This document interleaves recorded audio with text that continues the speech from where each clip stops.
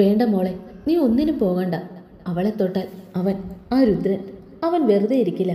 പ്രായോ സ്ഥാനോ ഒന്നും അവൻ നോക്കില്ല. എൻ്റെ അവസ്ഥ തന്നെ നീ കണ്ടില്ലേ? അയാൾ പറഞ്ഞതും അവർ ഇനിയും ഉണങ്ങാത്ത അയാളുടെ നെറ്റിയിലെയും കയ്യിലെയും മുഖത്തെയൊക്കെ മുറിവുകളിലേക്ക് കണ്ണുകൾ നീട്ടി. അവൻ എന്നെ കൊല്ലുന്നെങ്കിൽ കൊന്നോട്ടെ അച്ഛാ. എന്നാലും എൻ്റെ കുഞ്ഞിനെ അവളുടെ നീരാളിപ്പിടുത്തത്തിൽ നിന്നും എനിക്ക് രക്ഷിക്കണം. എൻ്റെ മഹിയേട്ട എന്നെ വിട്ടു പോയി. എനിക്കിനി അവനേ ഉള്ളൂ. അവനെയെങ്കിലും എനിക്ക് രക്ഷിക്കണം. ഞാൻ മരിച്ചാലും വേണ്ടില്ല, എൻ്റെ കുഞ്ഞിന് ഒന്നും വരാൻ ഞാൻ സമ്മതിക്കില്ല. ഉറച്ച ശബ്ദത്തിൽ അവർ പറഞ്ഞത് കേട്ട് അയാൾ അവരെ വാത്സല്യത്തോടെ നോക്കി. നമുക്ക് ശരിയാക്കാം മോളെ. മോൾ ഒറ്റയ്ക്കൊന്നും ചെയ്യണ്ട. എന്തിനും മോളുടെ കൂടെ അച്ഛനുണ്ട്. അയാൾ അവളെ സമാധാനിപ്പിക്കുന്നത് പോലെ പറഞ്ഞതും അവർ ഒരു ദീർഘശ്വാസം എടുത്തുവിട്ടു. ശേഷം അയാളെ ഒന്നുകൂടെ ഒന്ന് നോക്കിക്കൊണ്ട് അവർ ആ മുറിയിൽ നിന്നും പുറത്തേക്ക് ഇറങ്ങി. വാതിൽ കടന്ന് 2 സ്റ്റെപ്പ് മുന്നോട്ട് വെച്ചപ്പോഴാണ് മുന്നിൽ അഗ്നി എരിയുന്ന കണ്ണുകളോടെ നിൽക്കുന്ന ലക്ഷ്മിയെ അവൾ കാണുന്നത്. ഒരു നിമിഷം അവളുടെ നോട്ടത്തിന്റെ തീവ്രതയിൽ നന്ദിനി ഒന്ന് പകച്ചു. അമ്മാവനും മരുമോളും കൂടി ആ പാവം കുഞ്ഞിനെ കൊല്ലാനുള്ള ഗൂഢാലോചന നടത്തുകയായിരുന്നു അല്ലേ? പുച്ഛത്തോടെ അവൾ ചോദിച്ചതും നന്ദിനി അവരെ വെറുതെ ഒന്ന് നോക്കിയതേ ഉള്ളൂ. നീയൊക്കെ ഒരു അമ്മ തന്നെയാണോടി? ഒന്നുമില്ലെങ്കിൽ നീ നൊന്തു പ്രസവിച്ച കുഞ്ഞല്ലേടി അത്? അതെവിടെയെങ്കിലും ജീവിച്ചിരുന്നോട്ടെ, എന്തെങ്കിലും നിനക്കൊക്കെ കരുതിക്കൂടിയേടി? ദേഷ്യത്തിൽ അവർ ഓരോന്നും ചോദിക്കുന്നുണ്ട് എങ്കിലും അതിനൊന്നിനും നന്ദിനി മറുപടി പറഞ്ഞില്ല.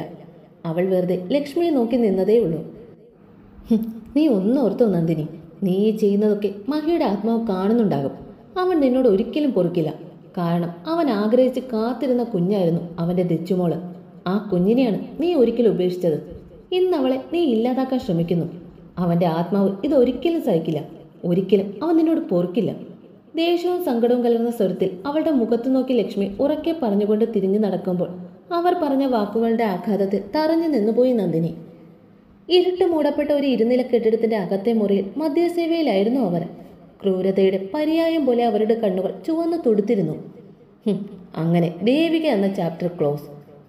എന്തായിരുന്നു അവളുടെ ഒരു അഴക്! ആസ്വദിച്ച് കൊതി തീർന്നില്ലായിരുന്നു. ഒന്നാമൻ കയ്യിലിരുന്ന മദ്യ ഗ്ലാസ് ചുണ്ടിലേക്കൊന്ന് മുട്ടിച്ചുകൊണ്ട് പറഞ്ഞത് കേട്ട് അയാളുടെ എതിർവശത്തായി ഇരുന്നവർ ഒന്ന് പുച്ഛിച്ചു. എന്നിട്ട് നീയായിരുന്നല്ലോ 2 ദിവസം മുഴുവൻ അവളെ വെച്ച് അനുഭവിച്ചത്. അയാൾ അവനെ കൂർപ്പിച്ച് നോക്കിക്കൊണ്ട് പറഞ്ഞത് കേട്ട് അവനൊരു വഷളച്ചിരിയോടെ കീഴ്ച്ചുകൊണ്ട് കടിച്ചു പിടിച്ചുകൊണ്ട് ആ നിമിഷത്തെ മനസ്സിലോർത്തു. അവളുടെ ശരീരത്തിലെ ആ മാർദ്ദവും തുടുപ്പും ഒന്നും അങ്ങോട്ട് മറക്കാൻ പറ്റുന്നില്ലടാ. നാശം ഒന്ന് രുചിച്ചു വന്നപ്പോഴേക്കും ചത്തു തുലഞ്ഞുപോയി. അല്ലായിരുന്നെങ്കിൽ കൊതി തീരും വരെ അവൾ എൻ്റെ കയ്യിലിട്ട് ഞാൻ ഞെരിച്ചമർത്തിയനെ. വല്ലാത്തൊരു ഭാവത്തിൽ അയാൾ പറയുന്നത് കേട്ട് മുന്നിലിരിക്കുന്നവൻ്റെ കണ്ണുകളും ഒന്ന് തിളങ്ങി. അയാളുടെ മനസ്സിലും ദേവികയുടെ ഇളം മേനി തെളിഞ്ഞു വന്നു. അതിൻ്റെ ചൂടും മൃദുലതയും ഇപ്പോഴും തൻ്റെ ശരീരത്തിൽ നിറഞ്ഞു നിൽക്കുന്നത് പോലെ അയാൾക്ക് തോന്നി. അതിൻ്റെ ഫലമായി അയാളുടെ കണ്ണുകളിൽ വശ്യത നിറഞ്ഞു. മുഖത്തൊരു പ്രത്യേക ഭാവം തെളിഞ്ഞു. അയാളുടെ മനസ്സിൽ വല്ലാത്തൊരു ആസക്തി നിറഞ്ഞു. പെട്ടെന്നാണ് അവർക്ക് മുന്നിലത്തെ ഡോർ തുറന്നുകൊണ്ട് മൂന്നാമതൊരുവൻ കൂടി പുറത്തേക്ക് ഇറങ്ങി വന്നത്.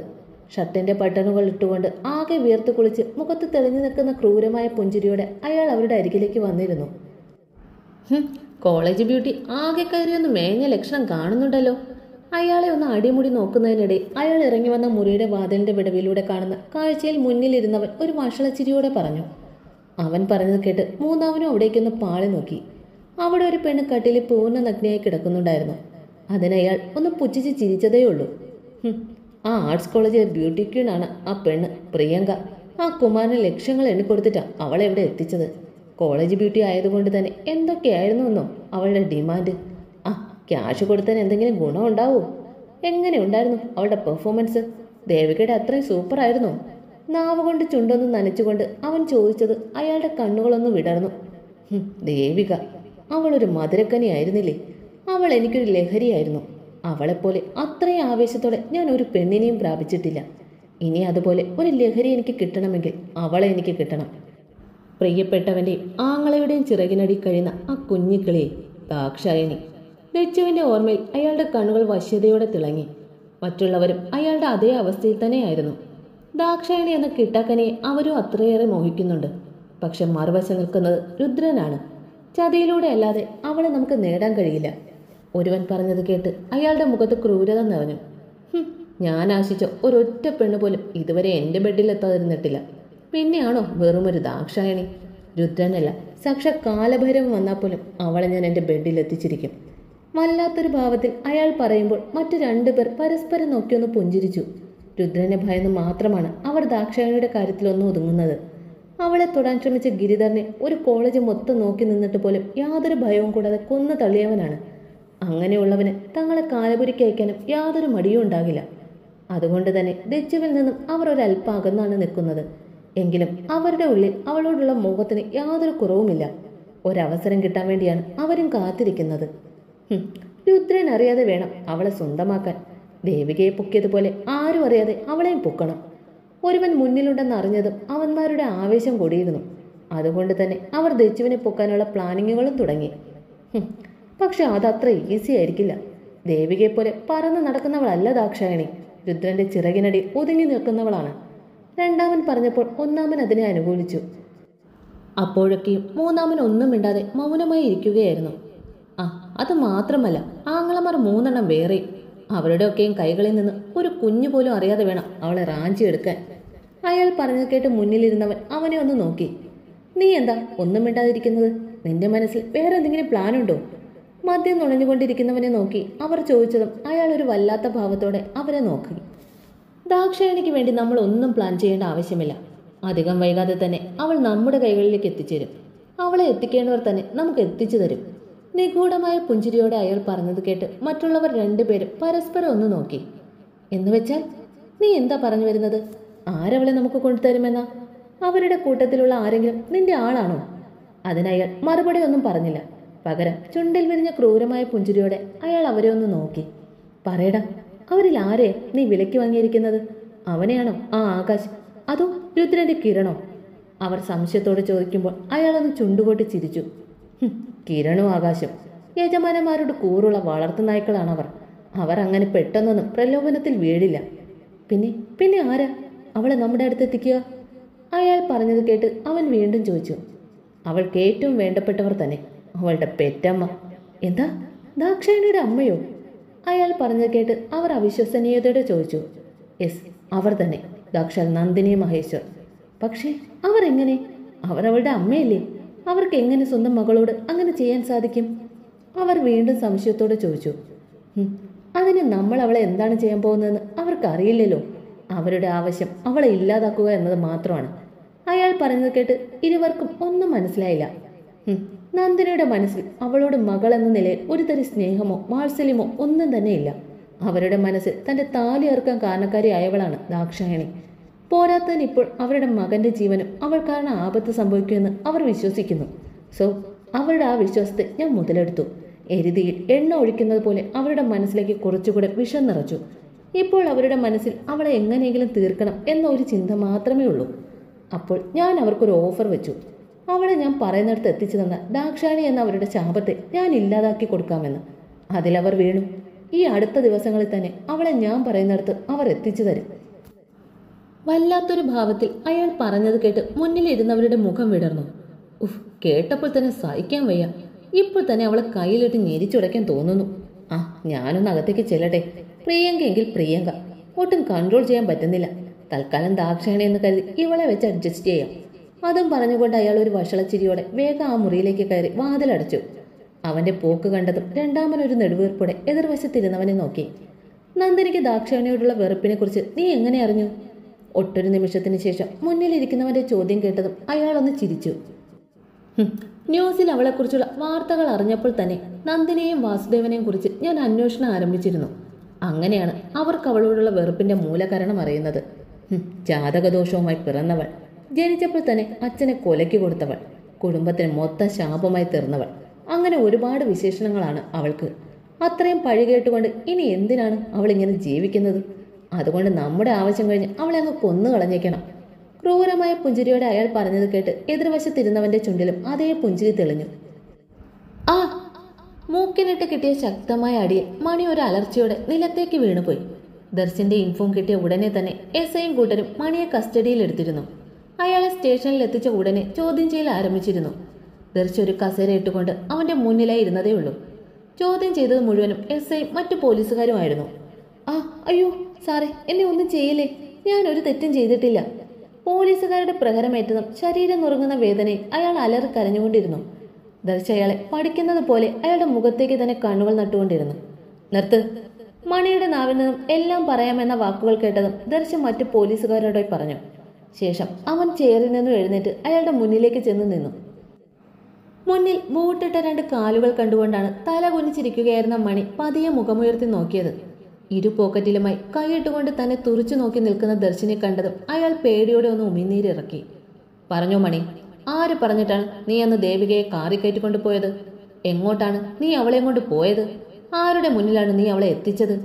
കണ്ണുകൾ കുറുക്കിക്കൊണ്ടുള്ള അവന്റെ ആ ചോദ്യത്തിൽ അയാൾ ദയനീയമായി അവനെ ഒന്ന് നോക്കി. അയാളുടെ ശരീരം മുഴുവൻ എല്ലാം നുറുങ്ങുന്നത് പോലെയുള്ള വേദനയായിരുന്നു. ശരീരത്തിൽ നിന്നും ഒരു തുള്ളി ചോര പോലും പൊടിയാതെ അയാളുടെ ആന്തരികാവയവങ്ങളെല്ലാം ഇടിച്ച് കലക്കിക്കൊണ്ടായിരുന്നു പോലീസുകാരുടെ ചോദ്യം ചെയ്യൽ. "സർ, എനിക്ക് കള്ളം പറയാനാണ് ഇനിയും നിന്റെ ഉദ്ദേശമെങ്കിൽ." അയാൾ എന്തോ പറയാൻ തുടങ്ങിയതും ദർശന്റെ ദേഷ്യത്തോടെയുള്ള അലർച്ചയിൽ അയാളുടെ കാതിൽ പതിഞ്ഞു. അതോടെ അയാൾ പറയാൻ വന്നത് വിഴുങ്ങി. "മര്യാദയ്ക്ക് പറഞ്ഞോ മണി, അന്ന് നീ ദേവികയെ ആരുടെ മുന്നിലേക്കാണ് കൊണ്ടെത്തിച്ചത്?" ദർശന്റെ കോപം സ്ഫുരിക്കുന്ന മുഖത്തേക്ക് നോക്കാൻ പോലും അയാൾക്ക് ഭയം തോന്നി. ഇനിയും പറയാതിരുന്നാൽ അത് തന്റെ ജീവൻ ആപത്താണെന്ന് അയാൾക്ക് മനസ്സിലായി. ഞാൻ പറയാം സർ, ഞാൻ എല്ലാം പറയാം." അയാൾ ഇടർച്ചയോടെ പറഞ്ഞുകൊണ്ട് ദർശനെ നോക്കിയ ശേഷം തളർച്ചയോടെ പിന്നിലെ ചുവരിലേക്ക് ചാരിയിരുന്നു. അതൊന്ന് നോക്കിക്കൊണ്ട് ദർശ അയാളുടെ മുന്നിലേക്ക് കസേര വലിച്ചിട്ടിരുന്നു. അയാൾ പറയാൻ പോകുന്ന പേര് ആരുടേതാണെന്ന ആകാംക്ഷയോടെ. വല്ലാതെ അസ്വസ്ഥമായ മനസ്സോടെയാണ് ദച്ച ഒന്ന് കോളേജിലേക്ക് പോയത്. അതിന്റെ പ്രധാന കാരണം രുദ്രൻ തന്നെയായിരുന്നു. അവൻ 2 ദിവസമായി നാട്ടിലില്ല. ഒരു ബിസിനസ് മീറ്റിന് വേണ്ടി അവൻ ലണ്ടനിലേക്ക് പോയിരിക്കുകയാണ്. അതുപോലെ ദേവും സ്ഥലത്തില്ലായിരുന്നു. പുതിയൊരു ഫിലിമിന്റെ ഡിസ്കഷന് വേണ്ടി അവൻ ബാംഗ്ലൂർക്ക് പോയിരുന്നു. ദർശാണെങ്കിൽ ദേവിക വധക്കേസിന്റെ കേസ് അന്വേഷണവുമായി ആകെ തിരക്കിലും.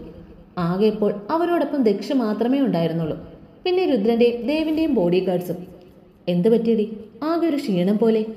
ബെഞ്ചിലിരുന്ന് ഞെളിപിരി കൊള്ളുന്നവളെ നോക്കിക്കൊണ്ട് മീനു ചോദിച്ചതും ദച്ച തളർച്ച ബാധിച്ച കണ്ണുകളോടെ അവളെ ഒന്ന് നോക്കി. ഉച്ചയ്ക്ക് ശേഷത്തെ ആദ്യത്തെ പീരീഡ് ആയിരുന്നു.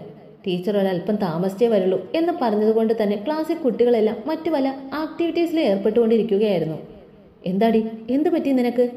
ദച്ചുവിന്റെ മുഖത്തെ ക്ഷീണം കണ്ട് മീനു വെപ്രാളത്തോട് ചോദിച്ചു. "അറിയില്ലടി, ആകെ ഒരു വല്ലായ്മ പോലെ, എന്തൊക്കെയോ അരുതാത്തത് സംഭവിക്കാൻ പോകുന്നത് പോലെ." അവൾ പറഞ്ഞത് കേട്ട് മീനു അവളെ സംശയത്തോടെ നോക്കി. "എനിക്ക് വയ്യ മീനു, ഞാൻ വീട്ടിലേക്ക് പോകുക." അവളോട് പറഞ്ഞുകൊണ്ട് ദച്ചു സീറ്റിൽ നിന്ന് എഴുന്നേറ്റ് പുറത്തേക്ക് നടക്കാൻ തുടങ്ങി.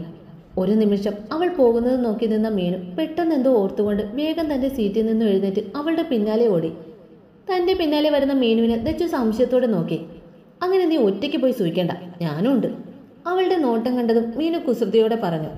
"ഞാൻ വീട്ടിലേക്കടി പോകുന്നത്, നിനക്ക് ഹോസ്റ്റലിലല്ലേ പോകേണ്ടത്? നിന്നെ വീട്ടിൽ കൊണ്ടാക്കിയിട്ട് ഞാൻ ഹോസ്റ്റലിലേക്ക് തിരിച്ചു വന്നോളാം."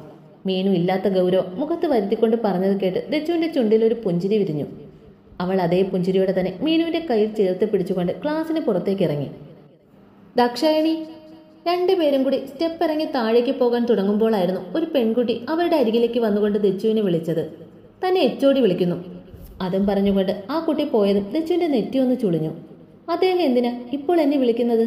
ദച്ചു സംശയത്തോടെ മീനുവിനെ നോക്കിയതും അവളും അറിയില്ല എന്ന മട്ടിൽ കൈ മലർത്തി. "എന്തായാലും നീ വാ, നമുക്ക് പോയി നോക്കാം." അതും പറഞ്ഞുകൊണ്ട് മീനു അവളെയും കൂട്ടി എച്ചോടിയുടെ മുറിയിലേക്ക് നടന്നു. വാതിൽക്കൽ എത്തിയതും അവർ ഇരുവരും പരസ്പരം ഒന്ന് നോക്കി. "അകത്താരും ഉണ്ടെന്ന് തോന്നല്ലോടി." ചെറുതായി തുറന്നു കിടക്കുന്ന വാതിലിനിടയിലൂടെ കേൾക്കുന്ന ശബ്ദത്തിൽ നിന്നും ദച്ചു മീനുവിനോടായി പറഞ്ഞു. "അതിനെന്താ, സാർ വരാൻ പറഞ്ഞിട്ടല്ലേ നമ്മൾ വന്നത്? നീ നോക്ക് ചെയ്." മീനു പറഞ്ഞത് കേട്ട് അവൾ ഒരു ദീർഘശ്വാസം എടുത്തു വിട്ടുകൊണ്ട് വാതിൽ നോക്ക് ചെയ്തു. "May come in sir?" "Yeah, come in." ഒരല്പം ഉറക്കെ തന്നെ അകത്തു നിന്നും മറുപടി വന്നതും ദച്ചു മീനുവിനെ ഒന്ന് നോക്കി. പോയിട്ട് വാ." അവൾ പറഞ്ഞതും ദച്ചു വേഗം അകത്തേക്ക് കയറി. ഏകദേശം 45 വയസ്സോളം പ്രായമുള്ള ഒരു മധ്യവയസ്കനായിരുന്നു അവരുടെ എച്ചോടി, തോമസ് കുര്യൻ. അതായിരുന്നു അദ്ദേഹത്തിന്റെ പേര്. "Good afternoon sir." അദ്ദേഹത്തിന്റെ മുന്നിൽ ചെന്ന് നിന്നതും ദച്ചു പതിയെ പറഞ്ഞു. "Good afternoon." അദ്ദേഹം ഗൗരവത്തോടെ തന്നെ മറുപടിയും പറഞ്ഞു. "സാർ വിളിച്ചു എന്ന് പറഞ്ഞു." "തനിക്കൊരു വിസിറ്റർ ഉണ്ട്, അത് പറയാനാ തന്നെ വിളിപ്പിച്ചത്." അവളുടെ ചോദ്യത്തിന് മറുപടി പറഞ്ഞുകൊണ്ട് അയാൾ നേരെ മുന്നിലേക്കാണ് നോക്കിയത്. അവിടെ വെളുത്ത കോട്ടൺ സാരി എടുത്ത് ആഢ്യത്തിൽ നിറഞ്ഞ ഒരു സ്ത്രീ ഇരിക്കുന്നുണ്ടായിരുന്നു. അവരുടെ കണ്ണുകൾ തീക്ഷ്ണതയോടെ ദച്ചുവിൽ തന്നെ തറഞ്ഞു നിൽക്കുകയായിരുന്നു. എന്നാൽ അതേസമയം എച്ചോടിയുടെ വാക്കുകൾ കേട്ട് തന്നെ ഇപ്പോൾ ആരാ കാണാൻ വന്നിരിക്കുന്നത് എന്ന ചിന്തയോടെ അയാളുടെ കണ്ണുകൾ പോകുന്ന വഴിയെ ദച്ചുവിന്റെ കണ്ണുകളും നീണ്ടു. അവിടെ തന്നിൽ തന്നെ കണ്ണുകൾ പതിപ്പിച്ചുകൊണ്ടിരിക്കുന്ന സ്ത്രീയെ കണ്ടതും അവളുടെ കണ്ണുകളൊന്ന് കുറുകി. എവിടെയോ കണ്ടിട്ടുള്ളതുപോലെ, പക്ഷെ ആരാണെന്ന് പിടികിട്ടുന്നില്ല. അവൾ മനസ്സിൽ ചിന്തിച്ചുകൊണ്ട് അവരെ തന്നെ നോക്കി നിന്നു. "ദാക്ഷായണി, ഇത് നന്ദിനി മഹേശ്വർ, ചെമ്പകശ്ശേരി തറവാട്ടിലെ മഹേശ്വർ ആചാര്യയുടെ ഭാര്യ. ഇവരാണ് തന്നെ കാണാനായി വന്നത്." ഒരു നിമിഷം അദ്ദേഹത്തിന്റെ നാവിൽ നിന്ന് വീണ വാക്കുകൾ കേട്ടതും ദച്ച് ഞെട്ടിത്തരിച്ചുകൊണ്ട് നന്ദിനിയുടെ മുഖത്തേക്ക് നോക്കി നിന്നു.